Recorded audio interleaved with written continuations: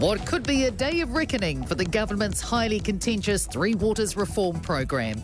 Here's political reporter Aaron Darman. News Talk ZB understands an announcement on the next steps in the overhaul of the country's water system will be made today. Cabinet's been considering a raft of recommendations put forward by an independent working group. The shake-up set to take control away from councils, with 4 new publicly owned water entities managing the infrastructure. And almost on cue, water pipes have burst in Christchurch in Wellington. There's been flooding in Beckenham. Colombo Street has been closed in both directions overnight between Tennyson Street and Waimea Terrace, while crews have raced to get the main fixed. There's also been another water main burst on Mersey Street at Wellington's Island Bay. A warning not to paint all parents with tearaway kids with the same brush. There's been a string of retail robberies, with the latest involving 4 children aged between 7 and 12 who were found by police holding stolen toys in a Hamilton mall early yesterday morning. The 11-year-old fell 8 metres as they tried to run off, hurting their arm. Glenn and his family centre manager Chris Makoare says some parents are struggling. He told Roman Travers they can't keep their children in check because kids sometimes seem to have more rights than them. I've heard a lot of people saying, the parents should know where the kids are. Well, if the kids are given a 2-finger salute on the way out the door, what can the parent do? What tools have they got to keep them safe? And it's taking longer to re-engage students disconnected from the school system. The government is set to announce a package to tackle high truancy levels in the coming days.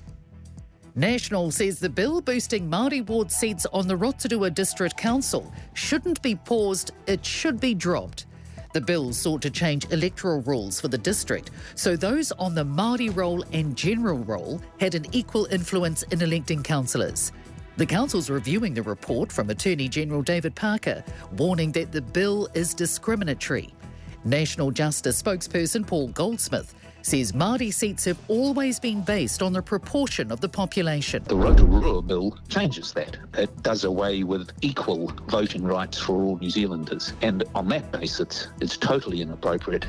Average wait times for a passport have more than doubled. The Department of Internal Affairs says high demand for passports has led to processing times extending from 10 working days to 22. Delays with delivery drivers can also add another 5 days to the wait. So for peace of mind, people are asked to allow for 6 weeks. The department's seen an average increase in demand each week of 10% on the previous week. The upcoming winter season could be Lake Wanaka's saving grace. The lake hit a major low last month, with levels dropping to just over 276 metres at the end of March. It's the biggest drop the Otago Regional Council has seen in nearly 30 years, with the lake recording a similar level in 1992. Science manager Tom Dyer says the lake's still sitting at 276 metres, but levels fluctuate. We had a little bit of rain just over Easter, and that's brought it up by about 600 mils, but it's still reasonably low, but we would expect that to come right as we start to see some rain in the winter months. Thanks for checking out our YouTube channel to stay up to date with all the latest news from the New Zealand Herald.